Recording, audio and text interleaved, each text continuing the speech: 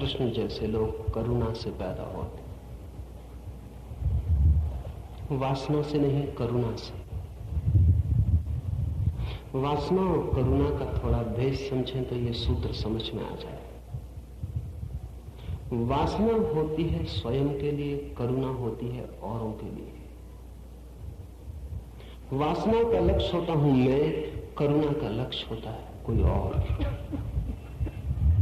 वासना अहंकार केंद्रित होती है, करुणा अहंकार विकेंद्रित होती है। ऐसा समझें कि वासना मैं को केंद्र बना के भीतर की तरफ दौड़ती है, करुणा पर को परिधि बनाकर बाहर की तरफ दौड़ती है। करुणा जैसे फूल खिले और उसकी सुवास चारों ओर बिखर जाए। करुणा ऐसी होती है जैसे हम पत्थर फेंकें झील में, वर्तुल बने, लहर उठे और दूर किनारों तक फैलती चली जाए। करुणा एक फैलाव, वासना एक सिकड़ाव। वासना संकोच है, करुणा विस्तार है। कृष्ण कहते हैं करुणा से युगों युगों में जब धर्म विनष्ट होता तब धर्म की पुनर्संस्थापना के लिए, जब अधर्म प्रभावी होता तब अधर्म को विदा देने के लिए मैं आता हूं। यहां ध्यान रखें कि यहां कृष्ण जब कहते हैं मैं आता हूं, तो यहां वे सदा ही इस मैं का ऐसा उपयोग कर रहे हैं कि उस मैं में बुद्ध भी समा जाएं, महावीर भी समा जाएं, जीसस भी समा जाएं, मोहम्मद भी समा जाएं। ये मैं व्यक्तिवाची नहीं है। असल में वे ये कह रहे हैं कि जब भी धर्म के जन्म के लिए और जब भी अधर्म के विनाश के लिए कोई आता है तो मैं ही आता हूं। इसे ऐसा समझिए, जब भी कहीं प्रकाश के लिए और अंधकार के विरोध में कोई आता है तो मैं ही आता हूं। यहां इस मैं से उस परम चेतना का ही प्रयोजन है। जो भी व्यक्ति अपनी वासनाओं को छीन कर लेता है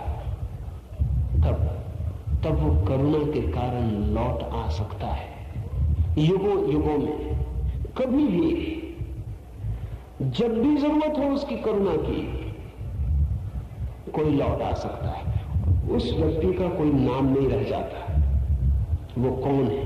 क्योंकि सब नाम वासनाओं के नाम है।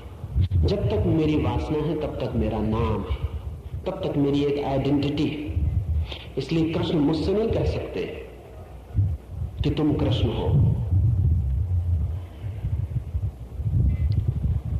लेकिन अगर मेरे भीतर कोई वासना न रह जाए, निर्वासना हो जाए, तो कोई अहंकार भी नहीं रह जाए, मेरा कोई नाम भी नहीं रह जाए, तब मेरा जन्म भी कृष्ण का ही जन्म।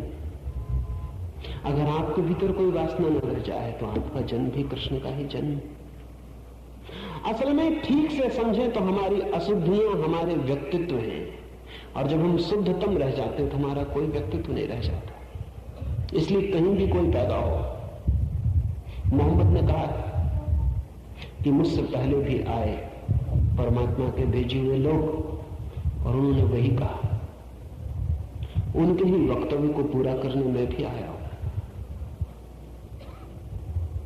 जब जीसस का जन्म हुआ तो सारी दुनिया से बुद्धिमान लोग जीसस के गांव पहुंचे, बड़ी हजारों मील की यात्रा करके,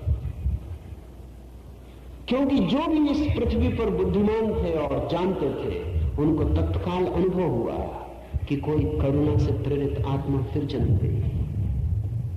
इसकी ध्वनियां उन तक पहुंची, इसकी लहरें उन तक पहुंची।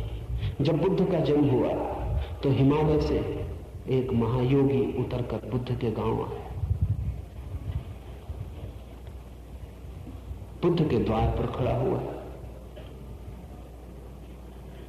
बुद्ध के पिता बुद्ध को लेकर योगी के चरणों में रख दिए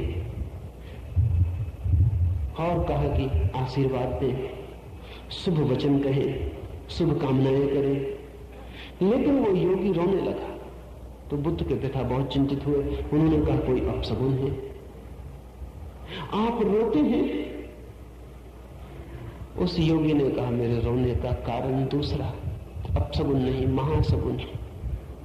मैं रोता हूं इसलिए कि उस आदमी का जन्म हुआ फिर जिसकी कोई वासना नहीं, जो करुणा से आया, लेकिन मैं उसके चरणों में बैठने से वंचित रह जाऊंगा, क्योंकि मेरी तो मौत की घड़ी करीब आ रही। उसके लिए नहीं रोता, अपने लिए रोता हूं,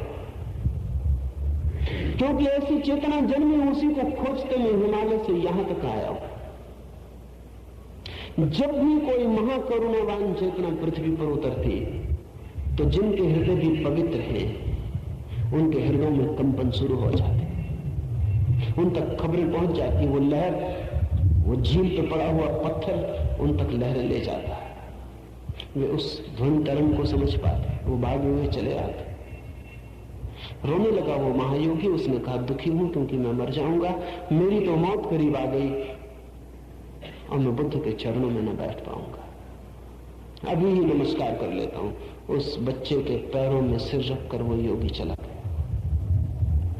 जब कृष्ण कहते हैं तो आमतौर से लोग भूल समझ लेते हैं। वो समझ लेते हैं कि अगर आज अधर्म होगा, दुष्ट होंगे, साधु कष्ट में होंगे, तो कृष्ण लौट आएंगे। कृष्ण नहीं लौटेंगे, जो भी लौटेगा वही कृष्ण।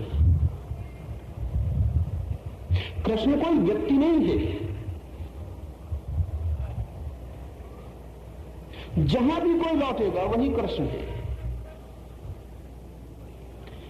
लेकिन जब भी जरूरत होती, अंधेरा घना होता है, तो कोई प्रकाश किरण लौट आती। क्यों लौट आती? करुणा के कारण। जरूरत हो तो ही लौटती, अन्यथा कोई जरूरत नहीं। आपके घर में कोई बीमार हो तो डॉक्टर आता, न हो तो कोई जरूरत नहीं। अंधेरा हो तो ठीक, अंधेरा न हो तो कोई जरूरत नहीं। अगर पिछली पीढ़ी में ऐसी आत्माएं मरी हो जो कि वासना से मुक्त हो गई हो, लेकिन पृथ्वी पे कोई जरूरत ना हो, तो वो न लौटेंगे। लेकिन अगर जरूरत हो तो लौट आ सकती है। जरूरत सदा है। अब तक तो ऐसा कोई समय नहीं आया जब जरूरत न रही हो। जरूरत सदा है। पृथ्वी सदा ही अंधेरे से भरी है।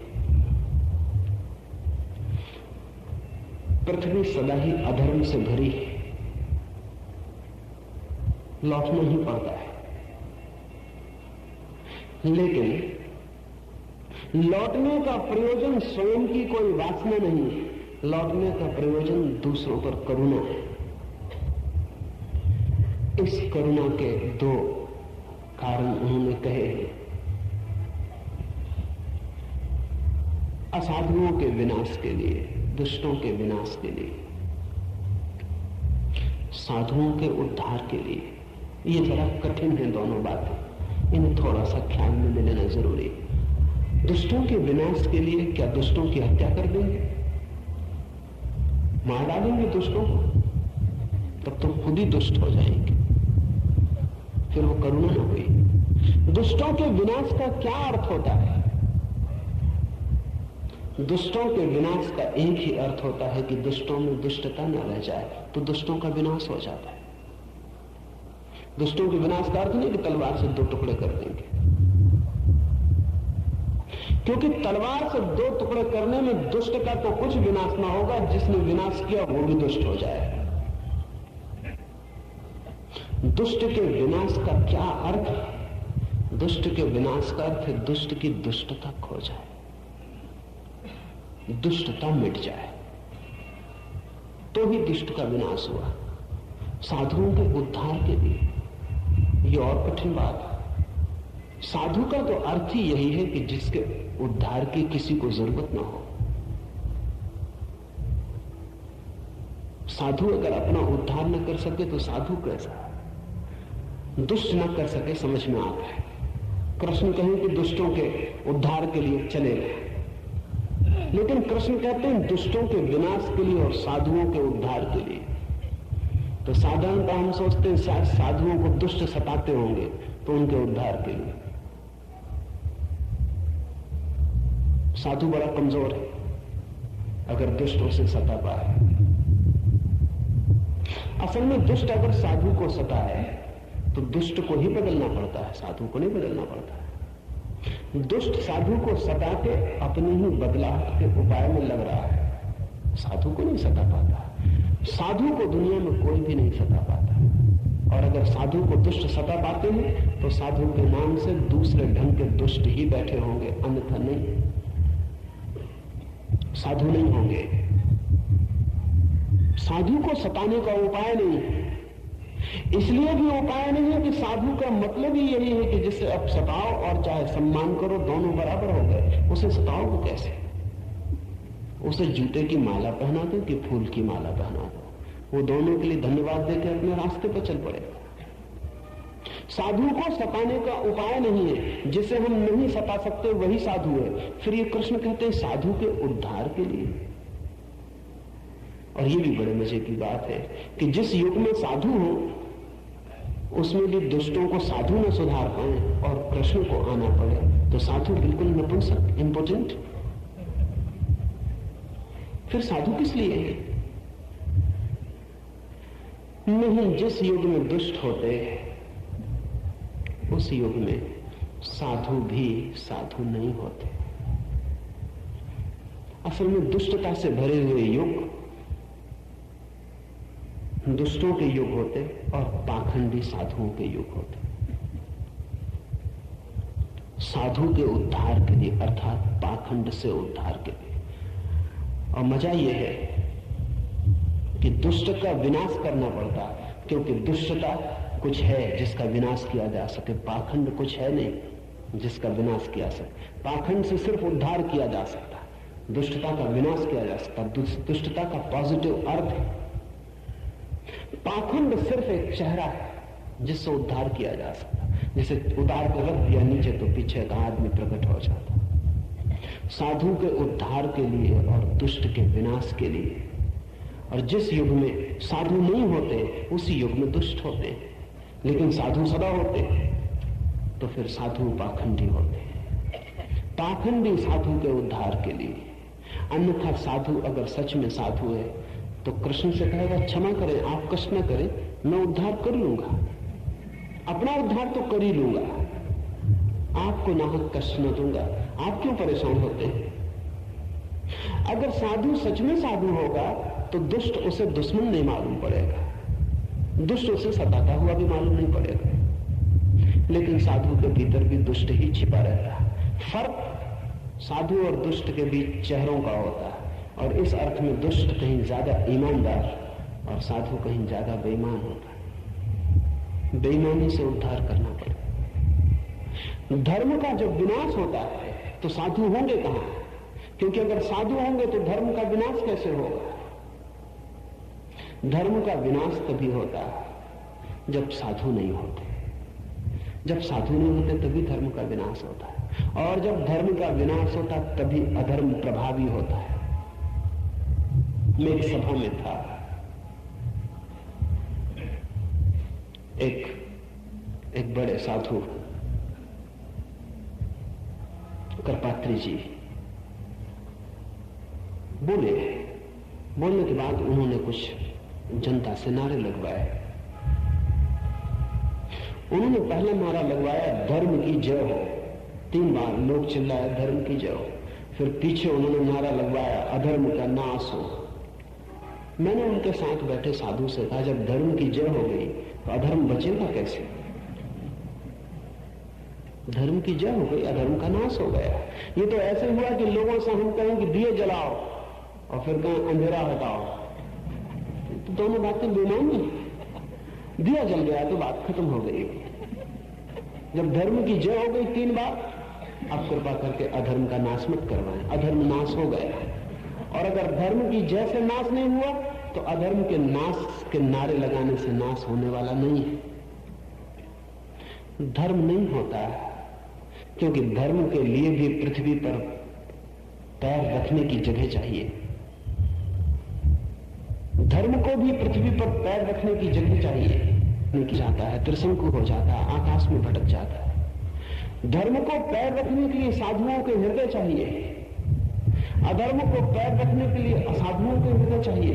अधर्म भी खड़ा नहीं हो सकता, अधर्म भी हमारे सहारे खड़ा होता है।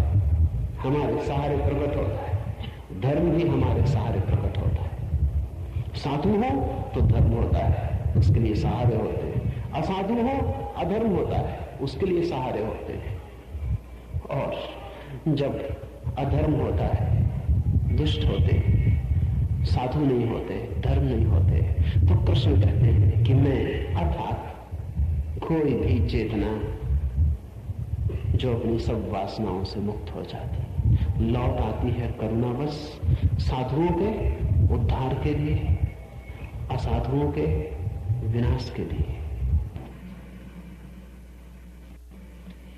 किम कर्म किम कर्मेति कवयोप्यत्र मोहिताः तत्ते कर्म प्रवक्ष्यामि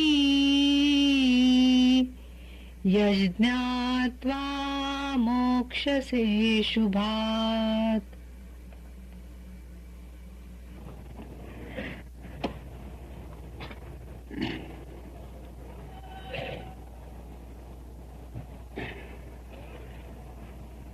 कर्म क्या है और अकर्म क्या है? बुद्धिमान व्यक्ति भी निर्णय नहीं कर पाते। कृष्ण कहते हैं वो गूढ़ तत्व मैं तुझसे कहूंगा जिसे जानकर व्यक्ति मुक्त हो जाता है। अजीब सी लगेगी ये बात, क्योंकि कर्म क्या है और अकर्म क्या ये तो मूढ़ जन भी जानते हैं। कृष्ण कहते हैं कर्म क्या है और अकर्म क्या ये बुद्धिमान जन भी नहीं जानते। हम सभी को ये ख्याल है कि हम जानते हैं क्या है कर्म और क्या कर्म नहीं। कर्म और अकर्म को हम सभी जानते हुए मालूम पड़ते हैं, लेकिन कृष्ण कहते हैं कि बुद्धिमान जन भी तय नहीं कर पाते हैं कि क्या कर्म है और क्या अकर्म। गूढ़ है ये तत्व, तो फिर पुनः विचार करना जरूरी है। हम जिसे कर्म समझते हैं वो कर्म नहीं होगा, हम जिसे अकर्म समझते हैं वो अकर्म नहीं होगा। हम किसे कर्म समझते हैं? हम प्रतिकर्म को कर्म समझे हुए हैं, रिएक्शन को एक्शन समझे हुए हैं। किसी ने गाली दी आपको और आपने भी उत्तर में गाली दी। आप जो गाली दे रहे हैं वो कर्म न हुआ, वो प्रतिकर्म हुआ, रिएक्शन हुआ। किसी ने प्रशंसा की और आप मुस्कुराए, आनंदित हुए, वो आनंदित होना कर्म न हुआ, प्रतिकर्म हुआ, रिएक्शन हुआ। आपने कभी कोई कर्म किया है या प्रतिकर्म ही किए? 24 घंटे जन्म से लेकर मृत्यु तक हम प्रतिकर्म ही करते हैं। हम रिएक्ट ही करते हैं। हमारा सब करना हमारे भीतर से सहजजात नहीं होता, स्पॉन्टेनियस नहीं होता। हमारा सब करना हमसे बाहर से उत्पादित होता है, बाहर से पैदा किया गया होता है। किसी ने धक्का दिया तो क्रोध आ जाता है, किसी ने फूल मालाएं पहनाई तो अहंकार खड़ा हो जाता है, किसी ने गाली दी तो गाली निकल आती है, किसी ने प्रेम के शब्द कहे तो गदगद हो प्रेम बहने लगता है। लेकिन ये सब प्रतिकर्म है। ये प्रतिकर्म वैसे ही है जैसे बटन दबाई और बिजली का बल्ब जल गया, बटन बुझाई और बिजली का बल्ब बुझ गया। बिजली का बल्ब भी सोचता होगा कि मैं कर्म करता हूं जलने का, बुझने का, लेकिन बिजली का बल्ब जलने बुझने का कर्म नहीं करता है। कर्म उससे कराए जाते हैं। बटन दबती है तो उसे जलना पड़ता है, बटन बुझती है तो उसे बुझना पड़ता है। ये उसकी स्वेच्छा नहीं है। इसको ऐसा ले, किसी ने आपको गाली दी और अगर आप गाली का उत्तर देते हैं तो थोड़ा सोचें, ये गाली का उत्तर आपने दिया या देना पड़ा? अगर दिया तो कर्म हो सकता है, देना पड़ा तो प्रतिकर्म होगा। आप कहेंगे दिया, चाहते तो न देते, तो फिर चाह के कोशिश करके देखें, तब आपको पता चलेगा। हो सकता है ओठों को रोक ले तो भीतर गाली दी जाएगी, तब आपको पता चलेगा गाली मजबूरी है, बटन दबा दी है किसी ने। और अगर कोई गाली दे और आपके भीतर गाली ना उठे तो कर्म हुआ। तो आप कह सकते हैं मैंने गाली न देने का कर्म किया।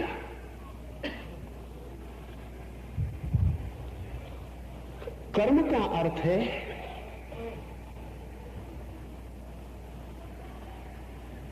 सहज,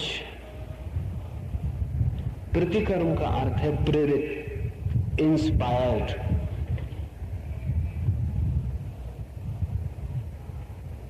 कारण है जहां बाहर और कर्म आता भीतर से, वहां कर्म नहीं। हम 24 घंटे प्रतिकर्म में ही जीते। बुद्ध या महावीर या कृष्ण या क्राइस्ट जैसे लोग कर्म में जीते। उनके जीवन में प्रतिकर्म खोजे से भी नहीं मिलेगा। एक आदमी बुद्ध के ऊपर आकर थूक गया, तो वे मुस्कुराए, उन्होंने अपनी चादर से थूक को पोंछ लिया और उस आदमी से पूछा और कुछ कहना। वो आदमी भी विचलित हुआ होगा, क्योंकि जब किसी के ऊपर थूके तो शायद पृथ्वी पर इसके पहले किसी ने भी नहीं कहा होगा कि और कुछ कहना। वह आदमी थोड़ा झिझका, उत्तर उसे सूझा नहीं, क्योंकि बुद्ध ने बड़ी अड़चन में डाल दिया। बुद्ध कोई प्रतिकर्म करते तो वह आदमी उत्तर तैयार लेके आया होगा। प्रतिकर्म की हम सबकी तैयारी है। बुद्ध अगर पूछते क्यों थूका, तो शायद वो उत्तर तैयार करके लाया हो। जैसे परीक्षा में लोग अपने उत्तर तैयार करके ले जाते, ऐसे हम जिंदगी में एक एक कदम रिहर्सल पहले कर लेते, पहले तैयारी कर लेते हैं कि अगर थूकूंगा तो कोई ये कहेगा तो मैं ये कहूंगा। लेकिन जो तैयारी होती है वो प्रतिकर्म की होती है। बुद्ध जैसा आदमी तो कभी कभी हजारों वर्षों में मिलता है, तो बुद्ध जैसे आदमी की तो तैयारी नहीं होती। 2-3-4 साल के परीक्षार्थी प्रश्न पत्र देख लेते हैं, क्वेश्चंस देख लेते हैं, तैयारी कर लेते हैं। लेकिन बुद्ध जैसा प्रश्न तो कभी लाखों करोड़ों वर्ष में एक बार उठता है, क्योंकि कर्म ही कभी करोड़ों वर्षों में एक आदमी करता है, बाकी सारे लोग प्रतिकर्म करते हैं। वो आदमी मुश्किल में पड़ गया, उसने कहा आप भी क्या पूछते हैं, उससे कुछ और न सूझा। बुद्ध ने कहा मैं ठीक ही पूछता हूं, कुछ और कहना है? उसने कहा लेकिन मैंने कुछ कहा नहीं, आपके ऊपर थूका है। बुद्ध ने कहा तुमने थूका, लेकिन मैं समझा कि तुमने कुछ कहा है, क्योंकि थूकना भी कहने का एक ढंग है। शायद मन में इतना क्रोध है तुम्हारे कि शब्दों से नहीं कह पाते, इसलिए थूक कर कहा है। कई बार शब्द असमर्थ होते हैं। बुद्ध ने कहा मैं ही कई बार बहुत सी बातें कहना चाहता हूं, शब्दों में नहीं कह पाता, तो फिर इशारों में कहनी पड़ती। तुमने इशारा किया, मैं समझ गया। उस आदमी ने कहा लेकिन आप कुछ नहीं समझे, मैंने क्रोध किया है। बुद्ध ने कहा मैंने बिल्कुल ठीक समझा कि तुमने क्रोध किया है। तो उस आदमी ने पूछा आप क्रोध क्यों नहीं करते? बुद्ध ने कहा तुम मेरे मालिक नहीं हो, तुमने क्रोध किया इसलिए मैं भी क्रोध करूं तो मैं तुम्हारा गुलाम हो गया। मैं तुम्हारे पीछे नहीं चलता हूं, मैं तुम्हारी छाया नहीं हूं। तुमने क्रोध किया, बात खत्म हो गई। अब मुझे क्या करना है वो मैं करूंगा। बुद्ध ने कुछ भी ना किया, वो आदमी चला गया। दूसरे दिन क्षमा मांगने आया, बुद्ध से कहने लगा क्षमा कर दो। सिर रख दिया पैरों पर, आंसू गिराए आंखों से। जब सिर उठाया बुद्ध ने कहा और कुछ कहना है? उस आदमी ने कहा आप आदमी कैसे हो? बुद्ध ने कहा मैं समझ गया, मन में कोई भाव इतना घना है कि नहीं कह पाते शब्दों से, आंसुओं से कहते हो, सिर को पैर पे रखकर कहते हो, गेस्चर्स, मुद्राओं से। कल भी कुछ कहना चाहते थे, नहीं कह पाए। आज भी कुछ कहना चाहते हो, नहीं कह पाए। उस आदमी ने कहा मैं क्षमा मांगने आया हूं, मुझे क्षमा कर दे। बुद्ध ने कहा मैंने तुम पर क्रोध ही नहीं किया, इसलिए क्षमा करने का तो कोई उपाय ही नहीं। जैसे कल मैंने देख लिया था कि तुमने थूका, ऐसे आज देखता हूं कि तुमने पैरों पर सिर रखा, बात समाप्त हो गई। इससे ज्यादा इस कर्म में मैं नहीं पड़ता हूं। बुद्ध ने कहा कि मैं तुम्हारा गुलाम नहीं, प्रतिकर्म गुलामी, स्लेवरी। दूसरा आपसे करवा लेता है। जब दूसरा आपसे कुछ करवा लेता है तो आप गुलाम हैं, मालिक नहीं। कर्म तो वे ही कर सकते हैं जो गुलाम नहीं। इसलिए कृष्ण अगर कहते हैं तो ठीक ही कहते हैं कि बुद्धिमान भी नहीं समझ पाते कि क्या कर्म है और क्या अकर्म है। अकर्म तो और भी कठिन है, फिर कर्म ही नहीं समझ पाते। प्रतिकर्म को हम कर्म समझते हैं और अकर्मण्यता को हम अकर्म समझते हैं। अकर्मण्यता को, कुछ न करने को, बैठे ठालेपन को, इनएक्शन को हम नॉन एक्शन समझ लेते हैं। कुछ न करने को हम समझते हैं अकर्म हो गया। एक आदमी कहता है कि हम कुछ नहीं करते तो सोचता है अकर्म हो गया। लेकिन अकर्म बहुत बड़ी क्रांति, घटना है, म्यूटेशन। सिर्फ न करने से अकर्म नहीं होता, क्योंकि जब आप बाहर नहीं करते तो मन भीतर करता रहता है। जब आप बाहर करना बंद कर देते हो, मन भीतर करना शुरू कर देता है।